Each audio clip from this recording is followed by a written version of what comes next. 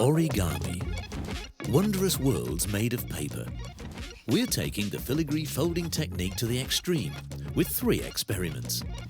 Experiment 1. Can we fold 16 square meters of paper to make a model crane bird? Experiment 2. Origami miniatures. What is the ultimate limit for folding mini sculptures?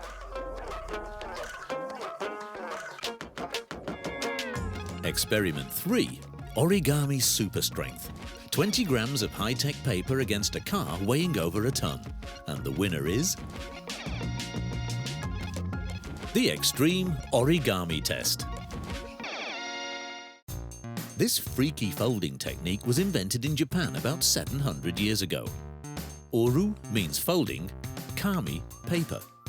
The art is to make small figures from just one piece of paper without scissors or glue simply by folding, like this butterfly. Other figures can even do little tricks. Just like the crane, it's folded in such a way that it can flap its wings. But would this normal model made from a 15 by 15 centimeter sheet of paper also work on a very, very large scale? That's what we want to find out in a hall in Munich. These 6 hobby folders from the Origami Club Germany are taking up the challenge. Extreme experiment number 1, the XXL crane, almost 30 times as big as the standard model. I think stability will be the main challenge. First of all, to get the wings to stand as nicely as they do here on this small model, and then to see whether it works, whether we can pull it and whether the wings flap like they do here. First problem, for the XXL crane, the paper folders need XXL paper. Their plan is to cut several sheets and then glue them together to form a huge square. So now we have our square together. Now the next worry for me is whether it will work with the gluing. We'll really have our work cut out to get it all together and make it completely square, so we'll have to work very carefully. Hot glue is supposed to hold the individual sheets together. They're made of special thermal paper. Advantage, it's much more stable than normal paper. Disadvantage, it's difficult to fold. Can this 4 by 4 meter square really be turned into a XXL origami crane? The more folds there are, the less precise the crane will be. Then we'll just have more problems putting it together. From now on, glue is not allowed. The individual folds will now have to provide the stability. They have to be very precise, otherwise the XXL crane will collapse.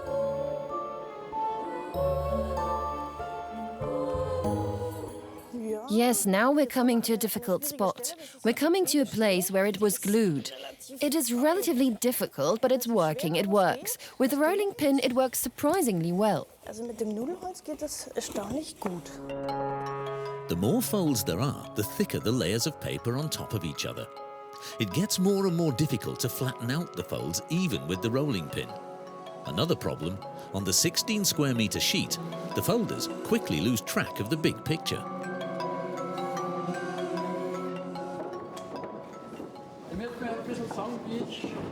Can't hear anything. No. The difficulty is to coordinate what we're doing.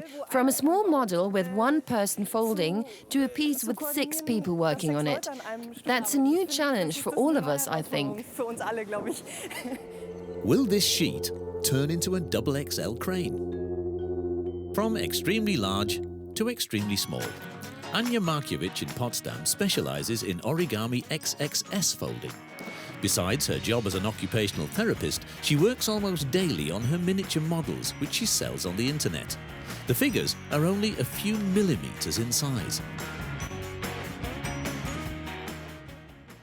It's just an extreme form of origami. Many origami artists manage to do the folding in normal sizes, but I'm really doing something special with my miniatures by managing to fold them in this size. For our extremely small experiment, Anya has to fold a well-known model in XXS, the rat, invented by the French origami artist Eric Choisel. This is a very difficult model, and so it's also a very complex model. It's very well known in the origami scene, and it's difficult to get the folds so accurate that the rat looks good in the end. Anya takes wafer-thin special paper, only 18 by 18 millimeters. Then she gets started. Her only tool, a toothpick. She uses only the tip to form the first folds of the miniature rat.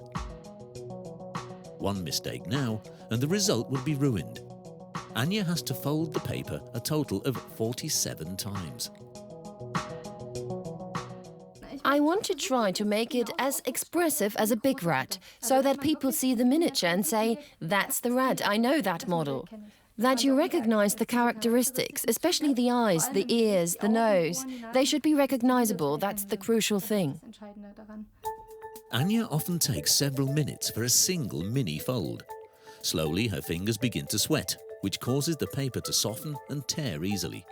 She still has 30 folds to go. So, in that time, let's move on to our next attempt. University of Stuttgart. Graduate engineer Yves Klett is doing a scientific study of origami. His question: how strong can paper be made by folding it?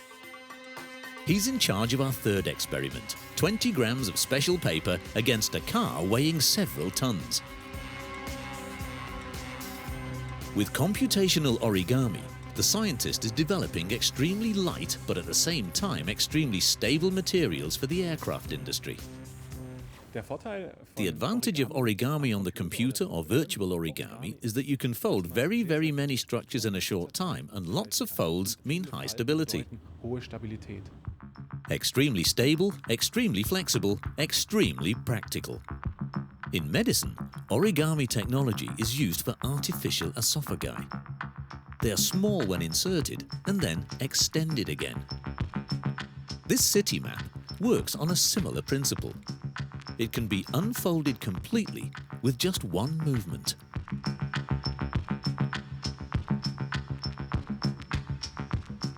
Back to our experiment.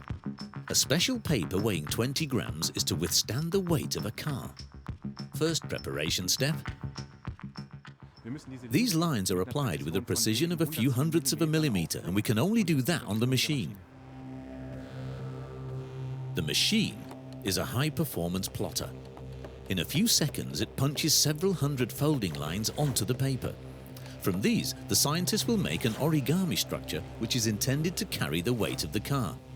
Yves Klett also relies on particularly strong special paper. We use a paper made of high-strength Kevlar fibers impregnated with synthetic resin. This paper is very light and in this state can be bent and is relatively flexible. This is how the scientist can still fold the material. Over 200 kinks. Nevertheless, the paper still seems anything but robust.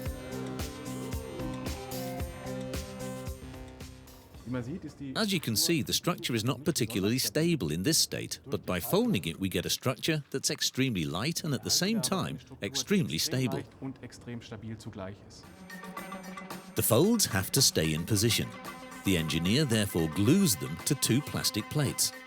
In an industrial oven, the Kevlar paper is to be additionally hardened.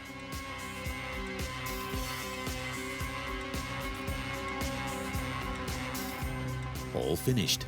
Baking the paper has turned it brown. So curing has now given the paper its full strength. We now have about 20 grams of special paper. So now let's see what a piece of high-tech origami can stand up to. It's now the moment of truth for the filigree paper plate and its inventor. The opponent, a fire brigade emergency vehicle weighing over a ton. Did the origami construction survive? The result is flawless. I'm really pleased. We have over a ton on this 20-gram paper, so you can see what you can achieve here with the right origami technique. Experiment super strength is successful.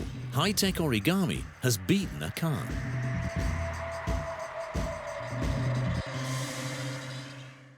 Back to our supersize experiment in Munich. Here, an approximately 4 by 4 meter sheet of paper is to be folded into a XXL origami crane. The problem? The more the model grows, the more difficult the folding.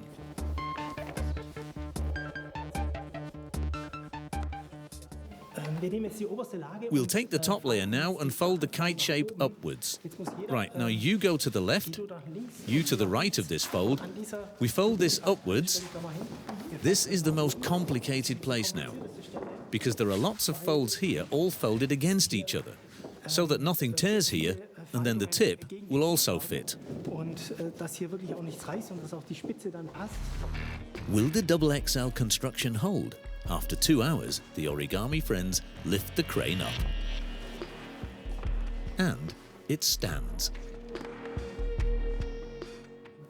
Despite the size of the paper, the folds are very precise. And yes, the result is really very beautiful. Probably the largest paper crane in the world, standing all by itself. 2 meters 50 long, with a wingspan of over 3 meters 40.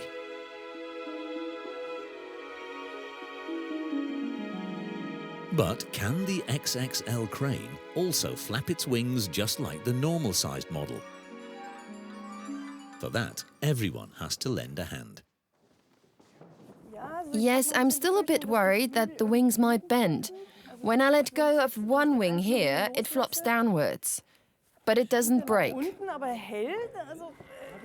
Pulling on the tail is supposed to make the wings move. Because the paper's so thick, there's hardly any possibility of the wings moving. A second attempt. The chances of getting it to fly are not looking good. The tension of the wings doesn't seem to be holding up. We really tried and did our best, but unfortunately at this size, it's just too heavy. And so, only half a victory for the XXL crane. Back to our experiment, origami miniatures. Anja Markiewicz wants to fold the smallest rat in the world using only her fingers and a toothpick. For almost an hour, she's been setting fold upon fold. Now I have to try to pull it carefully, not too hard. That's always a challenge for your strength. You mustn't pull too hard or too carefully. Getting it just right is the real skill.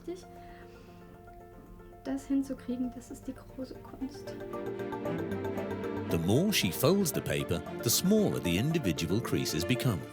Only at the end will it become clear whether Anja has worked precisely. The last step? The ears. Will this finish up being a rat? In detail, with eyes, ears and a tail?